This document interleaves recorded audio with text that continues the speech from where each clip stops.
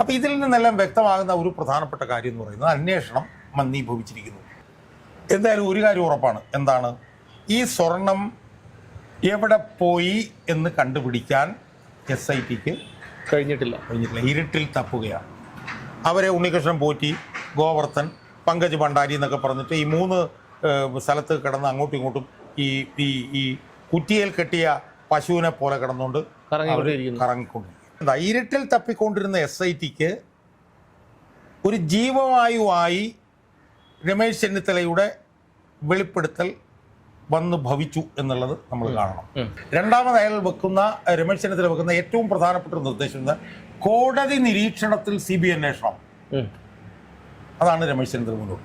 അത് വളരെ പ്രായോഗികമായിട്ടുള്ള ഒരു നിലപാടാണ് എന്നാണ് ഞാൻ വിശ്വസിക്കുന്നത്. നമസ്കാരം. ശബരിമല സ്വർണ്ണക്കൊള്ളയ്ക്ക് അന്താരാഷ്ട്ര ബന്ധങ്ങളുണ്ടെന്നുള്ള വിവരങ്ങളൊക്കെ ഇപ്പോൾ പുറത്തു വരുന്നുണ്ട്.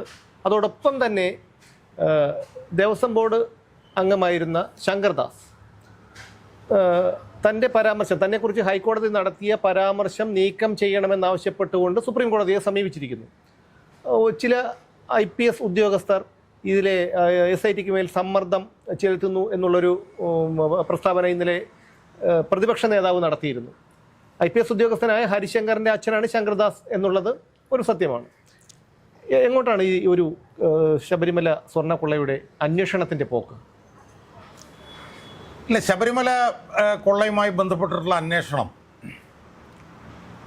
ആദ്യഘട്ടത്തിലുണ്ടായിരുന്ന ഒരു ദ്രുതഗതിയിലുള്ള പുരോഗതി അത് മന്ദീഭവിച്ചു എന്നുള്ളത് ഒരു വസ്തുത തന്നെയാണ്. ആദ്യഘട്ടത്തിൽ അവർക്ക് കുറെ പുരോഗതി ഉണ്ടാക്കാൻ കഴിഞ്ഞു എന്നുള്ളതൊരു വസ്തുതയാണ്. കാരണം CPM ഇത് പറഞ്ഞിരുന്നത് ഇത് കുറച്ച് ഉദ്യോഗസ്ഥന്മാരുടെ തലത്തിൽ ചെയ്തു എന്നുള്ളതാണ് അവർ പറഞ്ഞിരുന്നത്. അതല്ല എന്ന് തെളിഞ്ഞു. എന്ന് മാത്രമല്ല, CPMുമായി അടുത്ത ബന്ധമുള്ള 2 പേർ അറസ്റ്റ് ചെയ്യപ്പെട്ടു. അവിടം വരെ വളരെ ദ്രുതഗതിയിലായിരുന്നു അന്വേഷണം. അതിൻ്റെ ഇടയിൽ തദ്ദേശ സ്വയംഭരണ തെരഞ്ഞെടുപ്പ് വന്നു. അന്വേഷണം മന്ദീഭവിച്ചു.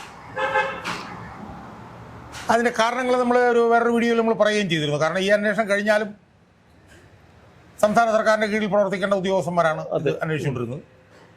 സംസ്ഥാന സർക്കാരിൻ്റെ കീഴിൽ പ്രവർത്തിക്കുന്ന ഉദ്യോഗസ്ഥന്മാർക്ക് വലിയ ആശങ്ക ഉണ്ടായിരുന്നു. കാരണം തെരഞ്ഞെടുപ്പിൽ എന്ത് ഫലം വരുമെന്ന് അവർക്കറിയില്ലായിരുന്നു. തെരഞ്ഞെടുപ്പിൽ ഇനി CPM തുടരുന്നൊരു സ്ഥിതി വല്ലതുമാണ് ഉണ്ടാകുന്നതെങ്കിൽ CPMനെ ശത്രുത പിടിച്ചു പറ്റുന്നത് തങ്ങളുടെ നിലനിൽപ്പിന് വലിയ രീതിയിൽ ദോഷം ചെയ്യും എന്ന് അറിയാനുള്ള കോമൺ സെൻസ് അവരുടെ തലയ്ക്കകത്തുണ്ടായിരുന്നു. കാരണം ഏറ്റവും ക്രൂരമായി പെരുമാറുന്ന ഒരു പാർട്ടിയാണ് CPM എന്നുള്ളത് അറിയാമായിരുന്നു, എല്ലാവർക്കും അറിയാവുന്ന കാര്യമാണ്. ഈ അന്വേഷണ സംഘത്തിൽപ്പെട്ടവരുടെ അന്വേഷണത്തിൻ്റെ ഭാഗമായിട്ടാണ് CPM ഇപ്പോൾ വലിയ പ്രതിരോധത്തിലേക്ക് പോയത് എന്നുള്ള വസ്തുതയും CPMൻ്റെ മുന്നിലുണ്ട് എന്നുള്ളതുകൊണ്ട് ഈ അന്വേഷണ സംഘത്തിലുള്ളവർ CPMൻ്റെ ശത്രുക്കളാകുമായിരുന്നു എന്നുള്ള കാര്യത്തിൽ ആരും തർക്കമുണ്ടായിരുന്നു. അപ്പോൾ അതുകൊണ്ട് ആ ആശങ്കയുടെയൊക്കെ അടിസ്ഥാനത്തിൽ ഡിസംബർ 5 മുതൽ ഈ അന്വേഷണം മന്ദീഭവിച്ചു.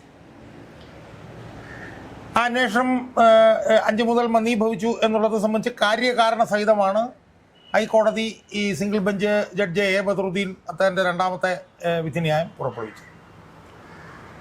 ആ വിധിന്യായത്തിൽ തൻ്റെ പേര് പരാമർശിക്കാൻ പാടില്ല, നീക്കണം എന്നൊക്കെ പറഞ്ഞിട്ട് ശങ്കർദാസ് പോയൊന്നും നിൽക്കുമെന്ന് എനിക്ക് തോന്നുന്നില്ല. കാരണം എന്താണെന്ന് വെച്ചാൽ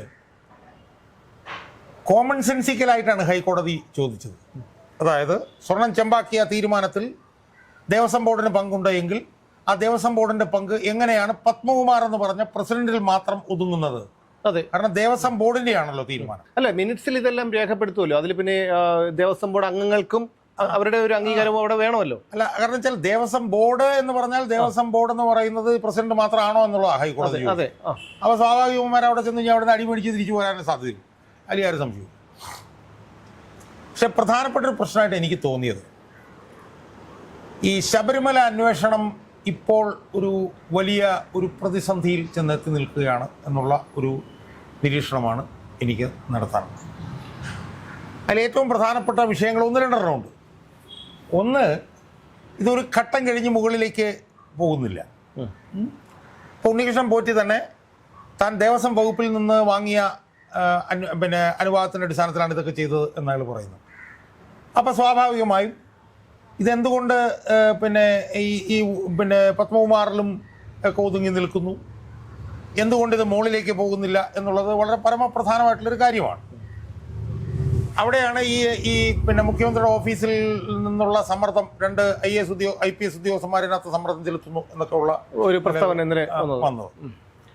അതോടൊപ്പം തന്നെ നമുക്ക് എത്ര ആലോചിച്ചിട്ടും മനസ്സിലാവാത്തൊരു കാര്യമാണ് ADGP ശ്രീജിത്തിന് ഇതുമായിട്ടുള്ള ബന്ധം എന്തുകൊണ്ട് SIT അന്വേഷിക്കുന്നില്ല എന്നുള്ളത്. കാരണം ഇതിൽ ഏറ്റവും പ്രധാനപ്പെട്ട സൂത്രധാരകനായിട്ടുള്ള ഉണ്ണികൃഷ്ണൻ പോറ്റി ഇയാളുടെ ഓഫീസിൽ ചെന്ന് ഇയാളെ പൊന്നാടണിച്ച വിഷയം ഫോട്ടോയിൽ വന്ന് കിടക്കുകയാണ്. അത് മാത്രമല്ല, അദ്ദേഹം വർഷങ്ങളായിട്ട് ശബരിമല സ്പെഷ്യൽ ഓഫീസർ അല്ലേ, അദ്ദേഹത്തിന് അറിയാതെ അല്ലെങ്കിൽ എങ്കിൽ പിന്നെ എന്തിനാണ് അദ്ദേഹത്തിന് ഒരു തസ്തിക കൊടുത്ത് അവിടെ നിയമിച്ചിരിക്കുന്നത്? അപ്പോൾ അത് ഏതാണ്ട് 1.5-2 മാസമായിട്ട് അന്വേഷിക്കുന്നില്ല എന്ന് പറയുന്നതിൻ്റെ കാരണം എന്താണ്? അന്വേഷിക്കേണ്ടതാണ് എന്ന് പറഞ്ഞുകൊണ്ട്, അന്വേഷിക്കണം എന്ന് ആവശ്യപ്പെട്ടുകൊണ്ട് 14/10/2025 പൊതുപ്രവർത്തനം എന്ന നിലയിൽ ഞാൻ കത്ത് കൊടുത്തിട്ടുണ്ട്. അതിന് DGPക്ക് ഞാൻ കത്ത് കൊടുത്തിട്ടുണ്ട്, ഹൈക്കോടതിക്ക് ഞാൻ അയച്ചിട്ടുണ്ട്. എന്നിട്ടൊന്നും ആ നിലയിൽ അന്വേഷണങ്ങൾ പോകുന്നില്ല. അപ്പോൾ ഇതിൽ നിന്നെല്ലാം വ്യക്തമാകുന്ന ഒരു പ്രധാനപ്പെട്ട കാര്യം എന്ന് പറയുന്നത് അന്വേഷണം മന്ദീഭവിച്ചിരിക്കുന്നു, ഒന്നാമത്തെ. രണ്ടാമത്തെ കാര്യം എന്ന് പറയുന്നത് ഇത് അന്വേഷണ സംഘം ഇരുട്ടിൽ തപ്പുകയാണെന്നുള്ള നിലയിലും ഇപ്പോൾ ചർച്ചകൾ നടക്കുന്നുണ്ട്. കാരണം സ്വർണം വേർതിരിച്ചെടുത്തത് തിരിച്ചു കൊടുത്തിരിക്കുന്നു അന്വേഷണ സംഘത്തിന്. ആര്? റോത്താൻ ജ്വല്ലറി ഉടമ ഗോവർദ്ധൻ. ഈ സ്വർണം പിന്നെ എത്രയോ ഗ്രാം, 102 ഗ്രാമോ മറ്റോ തിരിച്ചു കൊടുത്തു എന്ന് പറയുമ്പോൾ അതിനകത്തൂടെ അവർ സ്ഥാപിക്കാൻ ശ്രമിക്കുന്നത് എന്താണ്? ഇത് സ്വർണം പൂശിയതായിരുന്നു, പൂശിയ സ്വർണം തങ്ങൾ വേർതിരിച്ചെടുത്തപ്പോൾ അതിനകത്ത് കുറച്ച് ബാക്കി വന്നു, അതിന് തങ്ങൾ തിരിച്ചു കൊടുത്തു. അല്ല, ഈ മോഷണം മുതൽ തിരിച്ചു കൊടുത്താൽ എങ്ങനെയാണ് പ്രധാനപ്പെട്ട പോയിന്റ് അതല്ല. അവർ സ്ഥാപിക്കാൻ ശ്രമിക്കുന്നത് എന്താണ്? ദ്വാരപാലക ശില്പമായാലും വാതിലായാലും കട്ടിളപ്പാലയാലും പൂശിയതാണ്. അങ്ങനെയാണെങ്കിൽ വിജയ് മല്യ 98-ലാണെന്ന് തോന്നുന്നു അദ്ദേഹം ഈ ഒരു സ്വർണം പൂശി കൊടുത്തത്, പൊതിഞ്ഞു കൊടുത്തത്. അത് രേഖകളിൽ ഉള്ള ഒരു കാര്യമാണല്ലോ. അല്ല, ഞാൻ പറഞ്ഞു വരുന്നത് 998-ൽ 30 കിലോ ഉപയോഗിച്ചുകൊണ്ട് അയാൾ സ്വർണം പൊതിഞ്ഞത്, ഗോൾഡ് ക്ലാഡ് ചെയ്തതാണെന്നുള്ള വസ്തുത അവിടെ നിൽക്കുകയാണ്. അവിടെ നിൽക്കുമ്പോഴും തങ്ങൾ സ്വർണം പൂശുകയായിരുന്നു, ആ പൂശിയപ്പോൾ ബാക്കി വന്നു, അത് തിരിച്ചു കൊടുത്തു എന്ന് ഈ റോത്താം ജ്വല്ലറി ഉടമയൊക്കെ പറയുമ്പോൾ അതിലൂടെ അവർ സ്ഥാപിക്കാൻ ശ്രമിക്കുന്നത് ഇത് പൂശിയ സ്വർണമാണ്, അതിൽ ബാക്കി വന്നത് തങ്ങൾ തിരിച്ചു കൊടുത്തു എന്നുള്ളതാണ്. അത് പൊതിഞ്ഞതല്ല തങ്ങളുടെ കിട്ടിയത് എന്നാണ് അവർ സ്ഥാപിക്കുന്നത്. എന്നാൽ മറുഭാഗത്ത് അന്വേഷണ സംഘം നേരിടുന്ന ഏറ്റവും വലിയൊരു പ്രതിസന്ധി എന്താണ്? സ്വർണം പൊതിഞ്ഞതാണെന്നുള്ള വസ്തുതയാണ്. പൊതിഞ്ഞ സ്വർണം എവിടെ പോയി, ഉരുപ്പടികൾ എവിടെ പോയി എന്നവർക്ക് കണ്ടുപിടിക്കാൻ കഴിയുന്നില്ല. അതിലൊരു നിർണായകമായിട്ടുള്ള ഒരു മുന്നോട്ട് പോക്ക് വരാം. എങ്ങനെ? അവിടെ ഉള്ള സ്വർണം പരിശോധനയ്ക്കായിട്ട് VSSലേക്ക് വിടണമെന്ന് ഹൈക്കോടതി പറഞ്ഞിട്ടുണ്ട്. അതിൻ്റെ റിസൾട്ട് വന്നിട്ടില്ല. ആ റിസൾട്ട് വന്നാൽ ഇത് പൊതിഞ്ഞ സ്വർണമാണോ അവിടെ ഉള്ളത്, അതോ പൂശിയ സ്വർണമാണോ എന്നൊക്കെ ഉള്ളത് പുറത്തു വരും എന്നൊക്കെയാണ് നമ്മൾക്ക് മനസ്സിലാക്കാൻ കഴിയുന്നത്. എന്തായാലും VSSയുടെ റിസൾട്ട് പുറത്തു വന്നിട്ടില്ല. എന്തായാലും ഒരു കാര്യം ഉറപ്പാണ്. എന്താണ്? ഈ സ്വർണം എവിടെ പോയി എന്ന് കണ്ടുപിടിക്കാൻ SITക്ക് കഴിഞ്ഞിട്ടില്ല. ഇരുട്ടിൽ തപ്പുകയാണ്. അവരെ ഉണ്ണികൃഷ്ണൻ പോറ്റി, ഗോവർദ്ധൻ, പങ്കജ് ഭണ്ഡാരി എന്നൊക്കെ പറഞ്ഞിട്ട് ഈ 3 സ്ഥലത്ത് കിടന്ന് അങ്ങോട്ടും ഇങ്ങോട്ടും ഈ കുറ്റിയിൽ കെട്ടിയ പശുവിനെ പോലെ കിടന്നുകൊണ്ട് കറങ്ങിക്കൊണ്ടിരിക്കുക. ഇത് കറങ്ങിക്കൊണ്ടിരിക്കുന്നതിനിടയിലാണ് മുൻ പ്രതിപക്ഷ നേതാവ് രമേശ് ചെന്നിത്തല ഒരു വെളിപ്പെടുത്തലുമായി ഉള്ളത്. ആ വെളിപ്പെടുത്തൽ നടത്തിയപ്പോൾ തന്നെ അദ്ദേഹം വളരെ മാന്യമായി പറഞ്ഞത് എന്താണ്? എൻ്റെ കയ്യിൽ യാതൊരു തെളിവുകളും എൻ്റെ കയ്യിലില്ല, ഇത് സംബന്ധിച്ചൊരു തെളിവുകളും എൻ്റെ കയ്യിലുണ്ടെന്ന് ഞാൻ അവകാശപ്പെടുന്നുമില്ല. പക്ഷേ ഇതിന് അന്താരാഷ്ട്ര കള്ളക്കടത്ത് സംഘവുമായി ബന്ധമുണ്ടെന്ന് സൂചിപ്പിക്കുന്ന ചില വിവരങ്ങൾ എൻ്റെ കയ്യിലുണ്ട്, ചില ഇൻഫർമേഷൻസ്, എവിഡൻസസ് അല്ല ഉണ്ട്. അത് ഞാൻ SITക്ക് കൊടുക്കാൻ തയ്യാറാണെന്ന് പറഞ്ഞു. അയാൾ കത്ത് കൊടുക്കുന്നു. ആ കത്ത് കൊടുത്തതിൻ്റെ അടിസ്ഥാനത്തിൽ അയാൾ SITക്ക് കൊണ്ടുവന്ന് മൊഴി കൊടുത്തിട്ട് അദ്ദേഹം പറയുന്നു, ഗൾഫിലെ ഒരു വ്യവസായിയാണ് എന്നോട് പറഞ്ഞത്, ഇതാണ് വിവരം പറഞ്ഞ് മൊഴി കൊടുത്തു. ആ മൊഴിയുടെ അടിസ്ഥാനത്തിൽ SIT അപ്പോൾ ആ മൊഴിയിൽ എന്താണ് ഉണ്ടായിരുന്നത്? ആ മൊഴിയിൽ ഉണ്ടായിരുന്നതെന്ന് പറഞ്ഞാൽ 3 പഞ്ചലോഹ വിഗ്രഹങ്ങൾ. അത് ശബരിമലയിലാണോ ഇല്ല എന്നുള്ള സംബന്ധിച്ച് തർക്കമുണ്ട്. കൈമാറിയപ്പോൾ ഒരു വണ്ടിയിൽ നിറച്ച് പണം കൊണ്ടുവന്നു. ആ പണം കൈമാറുന്ന സമയത്ത് 3 പേരാണ് ഉണ്ടായിരുന്നത്. ഒന്ന് ഉണ്ണികൃഷ്ണൻ പോറ്റി, ഒന്ന് D മണി എന്ന് പറഞ്ഞിട്ടുള്ള ഒരു ഗൾഫ് ഒരു തമിഴ്നാട്ടിലെ ഒരു ബിസിനസ്സുകാരൻ. അതുപോലെ തന്നെ ശബരിമലയിലെ കാര്യങ്ങൾ ഇടപെടുന്ന ഒരു ഉന്നതൻ. ഈ 3 പേരുണ്ടായിരുന്നു. പണം വലിയ തോതിൽ കൈമാറിയിട്ടുണ്ട് എന്ന് പറഞ്ഞിട്ടുള്ള വിവരമാണ് ഈ ഗൾഫിലെ വ്യവസായി SITക്ക് കൊടുക്കുന്നത്. SIT അതുമായി ബന്ധപ്പെട്ട് പ്രാഥമിക അന്വേഷണം നടത്തിയപ്പോൾ അവർക്ക് ഒരു കാര്യം ബോധ്യമായി. D മണി എന്ന് പറഞ്ഞ ഒരാൾ ഉണ്ട് എന്നുള്ളത് അവർക്ക് ബോധ്യം. അപ്പോൾ ഏറ്റവും പ്രധാനപ്പെട്ട ഒരു വിഷയം എന്ന് പറഞ്ഞാൽ എന്താ? ഏറ്റവും പ്രധാനപ്പെട്ട ഒരു വിഷയം, പൊതുപ്രവർത്തകൻ എന്നുള്ള നിലയിൽ രമേശ് ചെന്നിത്തല കൊടുത്ത മൊഴിയുടെ ആധികാരികതയാണ് ഇതിലൂടെ പുറത്തു വരുന്നത്. അതെ, ഇത് വളരെ നിർണായകമായിട്ടുള്ളൊരു കാര്യമാണ്. അപ്പോൾ അവിടെയുള്ളൊരു പ്രധാനപ്പെട്ട വിഷയം എന്താ? ഇരുട്ടിൽ തപ്പിക്കൊണ്ടിരുന്ന SITക്ക് ഒരു ജീവവായുവായി രമേശ് ചെന്നിത്തലയുടെ വെളിപ്പെടുത്തൽ വന്ന് ഭവിച്ചു എന്നുള്ളത് നമ്മൾ കാണണം. അപ്പോൾ SITക്ക് അതൊരു വലിയ ആശ്വാസമായി. ആ നിലയിലുള്ള അന്വേഷണത്തിലേക്ക് SIT പോയിട്ടുണ്ടെന്നും ഡിമണിയെ കണ്ടുപിടിക്കാൻ വേണ്ടിയിട്ട് ഒരു സംഘത്തിനെ ചെന്നൈയിലേക്ക് വിട്ടിട്ടുണ്ടെന്നൊക്കെ ഉള്ള നിലയിലുള്ള വാർത്തകൾ ഇപ്പോൾ വരുന്നുണ്ട്. പക്ഷേ ഇതിനകത്തുള്ള പ്രധാനപ്പെട്ട പ്രശ്നം ഇപ്പോൾ എന്താ സംഭവിച്ചിരിക്കുന്നത്? ഇതിനകത്തുള്ള പ്രധാനപ്പെട്ട പ്രശ്നം എന്ന് പറഞ്ഞാൽ നമ്മൾ വേറൊരു വീഡിയോയിൽ അത് സൂചിപ്പിച്ചിരുന്നു. ഇതിനൊരു അന്താരാഷ്ട്ര മാനമുണ്ട് എന്ന് ഇപ്പോൾ വന്നിരിക്കുന്നു. ഇതിനൊരു അന്താരാഷ്ട്ര മാനമുണ്ട് എന്ന് വന്നപ്പോൾ ഒരു കാര്യം തീരുമാനമായി. എന്താണ്? SITക്ക് ഇനി ഈ അന്വേഷണത്തിൽ റോളില്ല. കാരണം SITക്ക് അന്താരാഷ്ട്ര തലത്തിലുള്ള അന്വേഷണം നടത്താനുള്ള മാൻഡേറ്റ് SITക്ക് ഇല്ല. അവർക്ക് അന്വേഷിക്കാൻ പറ്റില്ല. ഹൈക്കോടതി പറഞ്ഞാലും അവർക്ക് അന്വേഷിക്കുന്നതിന് പരിമിതി. അന്താരാഷ്ട്ര മാനമുണ്ട് എന്ന് വന്നു കഴിഞ്ഞാൽ പിന്നെ അന്വേഷിക്കാവുന്ന ഒരൊറ്റ ഏജൻസി ഉള്ളത് CBI ആണ്. അപ്പോൾ അതുകൊണ്ട് അന്വേഷണം CBIയിലേക്ക് പോകാതെ ഇനി നിവൃത്തിയില്ല എന്നുള്ള നിലയിലേക്ക് കാര്യങ്ങൾ വന്നിരിക്കുന്നു. അടുത്ത ചോദ്യം എന്താണ്? CBI ഇത് അന്വേഷിച്ചാൽ ഇതിൽ സത്യം പുറത്തു വരുമോ?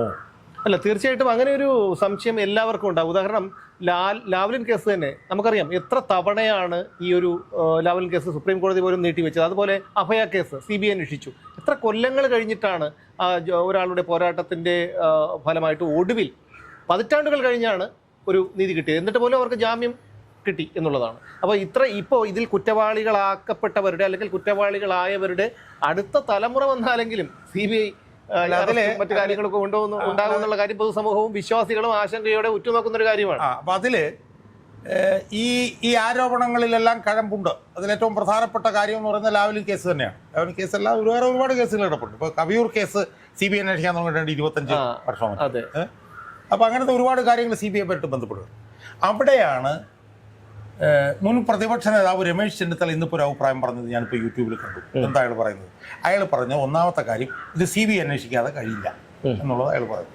രണ്ടാമത് അയാൾ രമേശ് ചെന്നിത്തല വെക്കുന്ന ഏറ്റവും പ്രധാനപ്പെട്ട ഒരു നിർദ്ദേശം കോടതി നിരീക്ഷണത്തിൽ CBI അന്വേഷണം. അതാണ് രമേശ് ചെന്നിത്തല മുന്നോട്ട്. അത് വളരെ പ്രായോഗികമായിട്ടുള്ള ഒരു നിലപാടാണ് എന്നാണ് ഞാൻ വിശ്വസിക്കുന്നത്. ഈ വിഷയത്തിൽ കോടതി നിരീക്ഷണത്തിൽ CBI അന്വേഷണം എന്ന് കോടതിക്ക് പ്രഖ്യാപിക്കാവുന്നതേ ഉള്ളൂ. കാരണം എന്താണ്? ഈ അന്വേഷണം ഇവിടം വരെ കൊണ്ടുവന്നത് കോടതിയുടെ നിരീക്ഷണത്തിലാണ്. കോടതി അതിന്റെ ഓരോ ഘട്ടത്തിലും അതിന്റെ വെളിപ്പെടുത്തൽ ആദ്യം നടത്തി. അത് കഴിഞ്ഞ് SITയെ കൊണ്ടുവന്നു. അതിൽ അന്വേഷിക്കുന്ന ഉദ്യോഗസ്ഥന്മാരെ വെച്ചു. അവരെന്തൊക്കെയാണ് അന്വേഷിക്കുന്നത് എന്നുള്ള നിലയിൽ പറഞ്ഞു. അപ്പം സ്വാഭാവികമായും ഇത് CBI അന്വേഷണത്തിലേക്ക് വിടുകയും അതോടൊപ്പം തന്നെ ഇത് കോടതി നിരീക്ഷണത്തിൽ വേണം എന്ന് പറയാനുള്ള എല്ലാ അവകാശവും കോടതിക്കുണ്ട് എന്നുള്ളത് കൊണ്ട് ഇത് ശ്രീമാൻ രമേശ് ചെന്നിത്തല പറഞ്ഞതുപോലെ അടിയന്തരമായി ഇതിൻ്റെ അന്വേഷണം CBIക്ക് കൈമാറുകയും CBI ഇത് ഹൈക്കോടതിയുടെ നിരീക്ഷണത്തിൽ അന്വേഷിക്കണം എന്നും പറയുകയാണ് വേണ്ടത്. അത് പറയാനുള്ള എല്ലാ അവകാശങ്ങളും ഹൈക്കോടതിയുടെ ഈ ദേവസ്വം ബെഞ്ചിന് തന്നെ ഉണ്ട്. യഥാർത്ഥത്തിൽ ചെയ്യേണ്ടതെന്ന് പറഞ്ഞാൽ ഈ ദേവസ്വം ബെഞ്ച് തന്നെ ഇത് CBIക്ക് വിടുകയും ഇത് ഹൈക്കോടതി നിരീക്ഷണത്തിലായിരിക്കും എന്ന് പറയുകയും ആ നിരീക്ഷണം ഈ ബെഞ്ചിനെ തന്നെ തുടരുകയും ചെയ്യാവുന്നതാണ്. അതിനൊരു കാലപരിധിയും വെക്കാമല്ലോ. ഇപ്പൊ SITക്ക് കൊടുത്തതുപോലെയുള്ള ഒരു കാലപരിധി കൊടുക്കാമല്ലോ. അതെല്ലാം ഹൈക്കോടതിക്ക്. ഞാൻ പറഞ്ഞു വരുന്നത്, ഒന്ന് CBIക്ക് വിടുക, രണ്ട് അത് ഹൈക്കോടതി നിരീക്ഷണത്തിലാക്കുക, മൂന്ന് ഹൈക്കോടതിയിലെ ഈ ബെഞ്ച് തന്നെ നിരീക്ഷിക്കുക. കാരണം ഈ ബെഞ്ചാണല്ലോ ഇത്ര 2-3 മാസക്കാലമായി നിരീക്ഷിച്ചുകൊണ്ടിരുന്നത്. സ്വാഭാവികമായും ആ ബെഞ്ച് തന്നെ ആ ബെഞ്ചിൻ്റെ തന്നെ V രാജാ വിജയരാഘവൻ്റെയും KV ജയകുമാറിൻ്റെയും അടങ്ങുന്ന ഹൈക്കോടതിയുടെ ഇതേ ദേവസ്വം ബെഞ്ചിൻ്റെ തന്നെ നിരീക്ഷണത്തിൽ CBI അന്വേഷണത്തിലേക്ക് പോവുകയാണ് ഇപ്പോൾ വേണ്ടത്. പിന്നെ സുമേഷ് പറഞ്ഞതുപോലെ അതിനും ഇവർക്ക് സമയബന്ധിത സ്വഭാവം വയ്ക്കാം. അതിനും ഏതൊക്കെ നിലയിൽ അന്വേഷണം മുന്നോട്ട് പോകണം എന്ന് CBIയോട് ആവശ്യപ്പെടാം. ആ നിലയിൽ വാസ്റ്റായിട്ടുള്ള പവേഴ്സ് ഹൈക്കോടതിക്കുണ്ട്. അതുകൊണ്ട് ഇതിൽ ഇതിൽ പങ്കെടുത്തവരാരാണ്, ഇതിൽ യഥാർത്ഥ കുറ്റക്കാരാരാണെന്നുള്ളത് നിയമത്തിൻ്റെ മുന്നിൽ കൊണ്ടുവരണമെങ്കിൽ ഇനി ഒരേ ഒരു വഴി മാത്രമേ ഉള്ളൂ. അത് കോടതി നിരീക്ഷണത്തിലുള്ള CBI അന്വേഷണമായിരിക്കണം. ആ കോടതി നിരീക്ഷണത്തിലുള്ള CBI അന്വേഷണം നടത്താൻ ഏറ്റവും കൂടുതൽ അവകാശവും അധികാരവുമുള്ളത് ഈ കേസ് ഇവിടം വരെ അന്വേഷിച്ച് കൊണ്ടുവന്ന കേരള ഹൈക്കോടതിയുടെ രാജാ വിജയരാഘവനും KV ജയകുമാറും അടങ്ങുന്ന ദേവസ്വം ബെഞ്ച് തന്നെയാണ് എന്നാണ് എനിക്ക് അതിനെക്കുറിച്ച്. അല്ല, നമ്മൾ ആദ്യ ഘട്ടത്തിൽ തന്നെ പ്രഥമ ദൃഷ്ടിയ കുറ്റക്കാരനാണെന്ന് കണ്ടെത്തിയ ഒരാളാണ് പ്രശാന്ത്, ഇപ്പോൾ മുമ്പ് ഉണ്ടായിരുന്ന ദേവസ്വം ബോർഡ് പ്രസിഡന്റ്. കാരണം അദ്ദേഹം ഉണ്ടായിരുന്ന സമയത്താണ് ദേവസ്വം മാനുവലിൽ പറഞ്ഞിരിക്കുന്നതിൽ നിന്ന് വിരുദ്ധമായി ഈ പാളികളൊക്കെ അവിടെ നിന്ന് കൊണ്ടുപോയത്. പക്ഷേ അദ്ദേഹത്തെ ഇതുവരെ അറസ്റ്റ് ചെയ്തിട്ടില്ല. സ്വാഭാവികമായിട്ടും അതൊരു സംശയം. അത് മാത്രമല്ല, ജയശ്രീ അവിടുത്തെ ഒരു ഓഫീസർ, അവർ ജാമ്യാപേക്ഷയുമായി സുപ്രീം കോടതിയിൽ എത്തിയതിന് ശേഷമാണ് അവർക്ക് ഒരു മുൻകൂർ ജാമ്യം വരെ അനുവദിച്ചു കിട്ടിയത്. അവരെ ചോദ്യം ചെയ്തതായിട്ടോ അവരുടെ മൊഴി എടുത്തതായിട്ടോ അങ്ങനെയുള്ള യാതൊരു വാർത്തകളും ഇപ്പോൾ വരുന്നില്ല. അതായത് എങ്ങനെയെങ്കിലും ഈ കാലപരിധി പൂർത്തിയാക്കി ഈ അന്വേഷണം CBI ഏറ്റെടുത്ത് എങ്ങനെയെങ്കിലും തങ്ങളുടെ തലയിൽ നിന്ന് ഒഴിവാക്കി കളയാനുള്ള ഒരു ശ്രമമല്ലേ ഇപ്പോൾ SIT നടത്തുന്നത്? അതിൽ ആരും സംശയമില്ല. എൻ്റെ കാരണം എന്താണെന്ന് ചോദിച്ചാൽ, അതിലിപ്പോൾ PS പ്രശാന്തിനെ അറസ്റ്റ് ചെയ്യില്ല എന്നൊന്നും ഞാൻ വിശ്വസിക്കുന്നില്ല. PS പ്രശാന്തിനെ ചിലപ്പോൾ അറസ്റ്റ് ചെയ്തേക്കും. കാരണം PS പ്രശാന്തിനെ അറസ്റ്റ് ചെയ്യുന്നതിന് തടസ്സങ്ങളൊന്നുമില്ല. അല്ല, അതാണ് പറയുന്നത്. അല്ല, ഞാൻ പറഞ്ഞ തടസ്സങ്ങളൊന്നുമില്ല. അതുകൊണ്ട് അത് നടന്നേക്കാം. കാരണം ഇനി 10-15 ദിവസം ഉണ്ടല്ലോ. 2 ജയശ്രീയും ചിലപ്പോൾ ചോദ്യം ചെയ്താൽ. പക്ഷെ പ്രധാനപ്പെട്ട പ്രശ്നം എന്താണെന്ന് ചോദിച്ചു കഴിഞ്ഞാൽ, ഈ അന്വേഷണ ഉദ്യോഗസ്ഥന്മാരുണ്ടല്ലോ, ഈ അന്വേഷണ ഉദ്യോഗസ്ഥന്മാർക്ക് വലിയ തോതിൽ ആശങ്ക ഉണ്ടാകും എന്നുള്ള കാര്യത്തിൽ ഒരു തർക്കവുമില്ല. ഞാനത് കൃത്യമായി പറഞ്ഞുതരാം. H. വെങ്കടേശൻ എന്ന് പറഞ്ഞ ഉദ്യോഗസ്ഥൻ ഇതിന് മാത്രം ഒരല്പം ഈ പറഞ്ഞ പോലെ ആശ്വാസം ഉണ്ടാവും. കാരണം വെച്ചാൽ അയാൾക്ക് വേണമെങ്കിൽ ഇവിടുന്ന് ജോലി മാറി വേണമെങ്കിൽ പോകാം, അല്ലെങ്കിൽ UDF സർക്കാർ വന്നാൽ ചിലപ്പോൾ അയാൾ സംരക്ഷിക്കപ്പെട്ടേക്കാം. കാരണം അയാൾ ഇവിടുത്തുകാരനല്ലോ, അയാൾക്ക് ചിലപ്പം UDF സർക്കാർ വലിയ ചുമതലയെ കൊടുത്തിരിക്കും. പക്ഷേ ഈ അന്വേഷണ സംഘത്തിലെ മറ്റുദ്യോഗസ്ഥന്മാരുണ്ടല്ലോ, ഈ മറ്റുദ്യോഗസ്ഥന്മാരെ സംബന്ധിച്ചിടത്തോളം അവരെ UDF എത്രത്തോളം സംരക്ഷിക്കും എന്നുള്ളതിന് അവർക്ക് ഉറപ്പൊന്നും ഉണ്ടാകാൻ വഴിയില്ല. ഇപ്പം നാളെ CPM പ്രതിപക്ഷത്താണെങ്കിൽ പോലും CPMന് ഈ ഉദ്യോഗസ്ഥന്മാരെ കൈകാര്യം ചെയ്യാൻ ഒരു ബുദ്ധിമുട്ടുമില്ല. ഈ ഉദ്യോഗസ്ഥന്മാരെ മലയാളികളാണ്, അവരിവിടെയാണ് ജീവിക്കുന്നത്, അവരുടെ കുടുംബാംഗങ്ങൾ ഇവിടെയാണുള്ളത്. നമ്മളൊന്ന് ആലോചിച്ച് നോക്ക്. TP ചന്ദ്രശേഖരൻ്റെ കൊലപാതകം അന്വേഷിച്ചപ്പോൾ ആരായിരുന്നു ഇവിടെ അധികാരത്തിലിരുന്നത്? UDF അധികാരത്തിലിരുന്നു. പക്ഷേ UDF അധികാരത്തിലിരുന്നെങ്കിലും അന്വേഷിച്ച ഉദ്യോഗസ്ഥന്മാരുടെ മേൽ എന്തുമാത്രം സമ്മർദ്ദം അന്ന് CPM ചെലുത്തി. അന്ന് ഒരുപാട് പേരെ കൂറുമാറ്റിച്ചു. ഒരു പോലീസ് ഉദ്യോഗസ്ഥൻ പോലും UDF അന്നത്തെ അന്വേഷണ ഉദ്യോഗസ്ഥനായ ഷൗക്കത്ത് അലി അവസാനം ഡെപ്യൂട്ടേഷനിൽ പോയത് കൊണ്ടാണ് അദ്ദേഹം ഇപ്പോൾ രക്ഷപ്പെട്ട് നിൽക്കുന്നത്. അദ്ദേഹം ഇപ്പോഴും ഇവിടെ എവിടെയോ മൂലയ്ക്ക് കയറി കിടക്കുകയാണ്. അന്ന് ഉദ്യോഗസ്ഥന്മാരുടെ ടെലിഫോൺ ചോർത്തി, ആ നിലയിൽ വലിയ സമ്മർദ്ദം ചെലുത്തി. അപ്പം സ്വാഭാവികമായും ഇപ്പോൾ തന്നെ ഈ പിണറായി സർക്കാരിൻ്റെ 3ാം ടേം ഇല്ലാതാക്കിയത് ഈ അന്വേഷണ സംഘത്തിലെ ഉദ്യോഗസ്ഥന്മാരാണെന്നുള്ള കലിപ്പ് CPMനുണ്ട്. എന്ന് മാത്രമല്ല, പഴയ CPM അല്ല, ഇപ്പോഴത്തെ CPM ക്രിമിനൽ സംഘങ്ങളാണ്. അതുകൊണ്ട് തന്നെ ഈ അന്വേഷണ സംഘത്തിലെ മലയാളി ഉദ്യോഗസ്ഥന്മാരൊക്കെ CPMന് അധികാരത്തിലില്ലെങ്കിൽ പോലും അവർ അപകടത്തിലാണെന്നുള്ള സൂചന അവർക്ക് ഇതിനുള്ളിൽ തന്നെ കിട്ടിയിട്ടുണ്ടാവും. ഇപ്പോഴത്തെ CPMകാരാകുമ്പോഴത്തേക്ക് അവർ തന്നെ വിളിച്ചിട്ട് ഞങ്ങൾ നാളെ പ്രതിപക്ഷത്താണെങ്കിലും നിന്നെയൊക്കെ കൈകാര്യം ചെയ്യും എന്നുള്ള നിലയിലുള്ള സംഭാഷണങ്ങൾ ഇതിനുള്ളിൽ നടന്നിട്ടുണ്ടാവും എന്നുള്ള ഒരു കാര്യത്തിൽ ആരും സംശയവുമില്ല. അതുകൊണ്ട് തന്നെ ഇത് അന്വേഷിക്കുന്ന ഉദ്യോഗസ്ഥന്മാരെ സംബന്ധിച്ചിടത്തോളം എങ്ങനെയെങ്കിലും തങ്ങളുടെ തലയിൽ നിന്ന് ഇത് പോകണം എന്നാണ് അവരാഗ്രഹിച്ചുകൊണ്ടിരിക്കുന്നത്.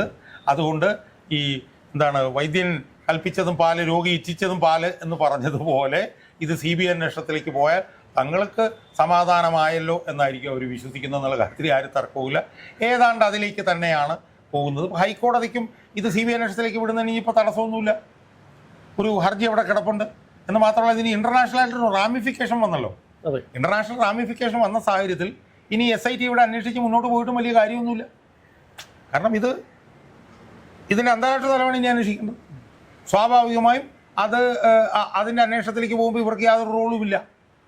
പക്ഷേ അതിൻ്റെ അന്വേഷണത്തിലേക്ക് പോകുമ്പോൾ ഒരു കാര്യം നമ്മൾ മനസ്സിലാക്കിക്കൊള്ളൂ, ഇത് കോടതി നിരീക്ഷണത്തിലല്ല എങ്കിൽ, ഞാനതിൻ്റെ കുറച്ചുകൂടെ സ്പെസിഫിക് ആയിട്ട് ഞാൻ പറഞ്ഞുതരാം. ഇപ്പോൾ ലാവ്ലിൻ കേസ് തന്നെ, ലാവ്ലിൻ കേസിൽ ഇത് CBI ഇത് സുപ്രീം കോടതിയിൽ കൊണ്ടുവരുന്നില്ല എന്നൊക്കെയുള്ള കാര്യങ്ങളൊക്കെ വിമർശനങ്ങളായിട്ട് അവിടെ നിൽക്കട്ടെ. അതിപ്പോൾ കൊണ്ടുവരാത്ത CBIയുടെ കുഴപ്പം കൊണ്ടല്ല, അത് ഭരണകൂടത്തിന് താല്പര്യമില്ലാത്തതുകൊണ്ട്. പക്ഷേ ഈ ലാവ്ലിൻ കേസിലും ഒരു ഇൻ്റർനാഷണൽ റാമിഫിക്കേഷനുണ്ട്. ലാവ്ലിൻ കമ്പനിയുടെ അന്നത്തെ വൈസ് പ്രസിഡൻ്റായിരുന്ന ക്ലോസ് ട്രെൻഡലും ഇതിനകത്ത് പ്രതികളാണ്. അവരെ ഇതുവരെ എക്സ്ട്രാഡിക്കേറ്റ് ചെയ്യാൻ, അതായത് ഇന്ത്യയിലേക്ക് കൊണ്ടുവരാനുള്ള ഒരു നടപടിയും ഇതുവരെ ഉണ്ടായിട്ടില്ല. യഥാർത്ഥത്തിൽ അന്ന് ഒറ്റ കുറ്റപത്രമായിരുന്നു. ആ കുറ്റപത്രം അങ്ങനെ നിന്നപ്പോഴത്തേക്ക് പിണറായി വിജയൻ പറഞ്ഞു ഇതുവരെ ഇന്ത്യയിലേക്ക് കൊണ്ടുവരാനുള്ള കാലതാമസം എടുക്കുന്നു, അതുകൊണ്ട് ഒറ്റ കുറ്റപത്രം ആയതുകൊണ്ട് എൻ്റെ രാഷ്ട്രീയ ഭാവി അപകടത്തിലാണ്, അതുകൊണ്ട് കുറ്റപത്രം രണ്ടാക്കി വിഭജിച്ചിട്ട് ഞങ്ങളുടേത് മാത്രം എടുത്ത് വിചാരണയ്ക്ക് പോകണം എന്ന് പറയുകയും ഇന്നിപ്പോൾ സുപ്രീം കോടതിയിൽ ഇരിക്കുന്ന അന്ന് ഹൈക്കോടതി ജഡ്ജിയായിരുന്ന CT രവികുമാർ ആ കുറ്റപത്രം രണ്ടാക്കി കൊടുത്തു.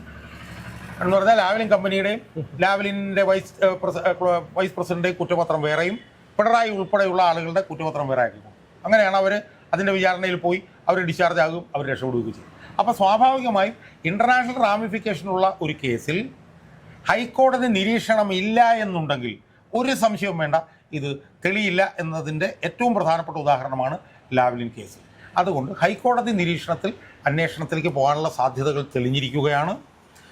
അത് ഏത് നിമിഷവും അത് എനിക്ക് തോന്നുന്നത് അത് കോടതിയുടെ ക്രിസ്മസ് വെക്കേഷൻ കഴിഞ്ഞ് ഈ കേസ് എടുക്കുമ്പോൾ ഹൈക്കോടതി അത്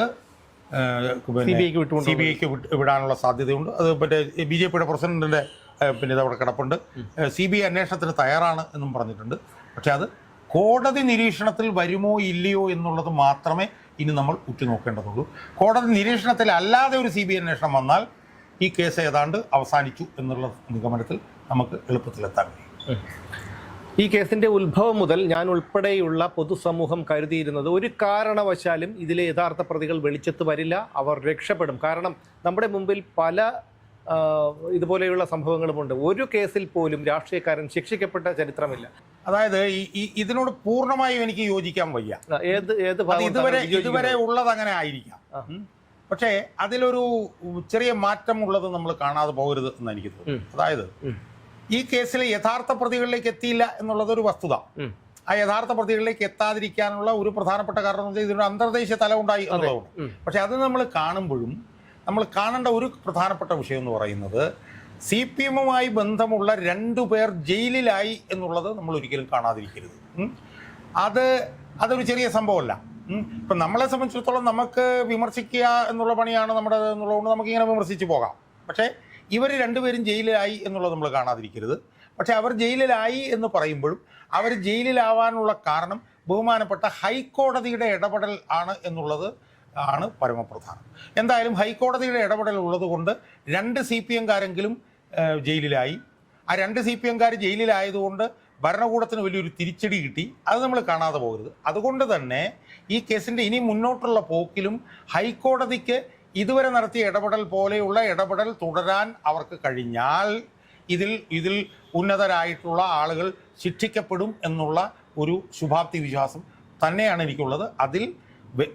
അങ്ങനെ ചെയ്യുന്നുണ്ടെങ്കിൽ അതിൻ്റെ പ്രധാനപ്പെട്ട കാരണം ബഹുമാനപ്പെട്ട ഹൈക്കോടതിയുടെ ഇടപെടലാണ് എന്നുള്ളത് നമ്മൾ എടുത്തു പറയേണ്ടതാണ് എന്ന് എനിക്ക് സൂചിപ്പിക്കാം. തീർച്ചയായും ഈ 2 പേരിപ്പോൾ എന്താണ് പത്മകുമാറും വാസുവും ഇപ്പോൾ ജയിലിനുള്ളിൽ കിടക്കുന്നത് തന്നെ ഹൈക്കോടതിയുടെ ശക്തമായ ഇടപെടൽ കൊണ്ടാണ്. പക്ഷേ അത്തരമൊരു ഈ ശബരിമല വിഷയം കത്തി നിന്ന സമയത്ത് അത്തരമൊരു അന്വേഷണം അനിവാര്യമായിരുന്നു. അതുപോലെ തന്നെയാണ് ഈ ഹൈക്കോടതിയുടെ ശക്തമായ ദേവസ്വം ബെഞ്ചിൻ്റെ ശക്തമായ ഇടപെടൽ ഉണ്ടായത് കൊണ്ട് തന്നെയാണ്. പക്ഷേ അതുകൊണ്ട് അവസാനിക്കുന്നില്ല. യഥാർത്ഥ കുറ്റവാളിയിലേക്ക് ഇനിയും ദൂരമുണ്ട്. അവരൊക്കെ ഇപ്പോഴും പുറത്ത് ഉല്ലസി നടക്കുകയാണ്. അപ്പോൾ അവർക്ക് ഏത് വിധേനയും രക്ഷപ്പെടാനുള്ള ഒരു ശ്രമം അവർ നടത്തും. അതിനുവേണ്ടി എന്തു മാർഗവും സ്വീകരിക്കും. ഇതിനു മുമ്പ് നമ്മൾ പലപ്പോഴും കണ്ടതാണ്. ഇനി അങ്ങനെ എന്തെങ്കിലും സംഭവിക്കാതിരിക്കണമെങ്കിൽ താങ്കൾ പറഞ്ഞതുപോലെ അന്വേഷണം CBIക്ക് വിടുകയും അത് അവരുടെ CBIയുടെ അന്വേഷണം ഹൈക്കോടതിയുടെ ദേവസ്വം ബെഞ്ചിൻ്റെ മേൽനോട്ടത്തിൽ നടത്തുകയും ചെയ്യണം എന്നും അതിനൊരു സമയപരിധി കൊണ്ടുവരികയും ചെയ്യണമെന്നും ഉള്ള ഒരു ഉത്തരവ് ഹൈക്കോടതിയിൽ നിന്നുണ്ടായാൽ ഒരു പക്ഷേ തീർച്ചയായും ഇതിലെ യഥാർത്ഥ കുറ്റവാളികൾ അഴിക്കുള്ളിലാകും എന്നുള്ള കാര്യത്തിൽ തർക്കമൊന്നുമില്ല. പക്ഷേ നമ്മുടെ മുൻ പാഠങ്ങൾ ഉൾക്കൊണ്ടുകൊണ്ട് അതിനെ നമ്മൾ നോക്കിക്കാണുമ്പോൾ തീർച്ചയായും ഇതുപോലെ ഒരു ശുഭാപ്തി വിശ്വാസത്തിന് വഴിയില്ല എന്നുള്ളതാണ് ഒരു സാധാരണക്കാരൻ എന്നുള്ള നിലയിൽ എൻ്റെ ഒരു വിലയിരുത്തൽ. എന്തായാലും നമുക്ക് നോക്കാം.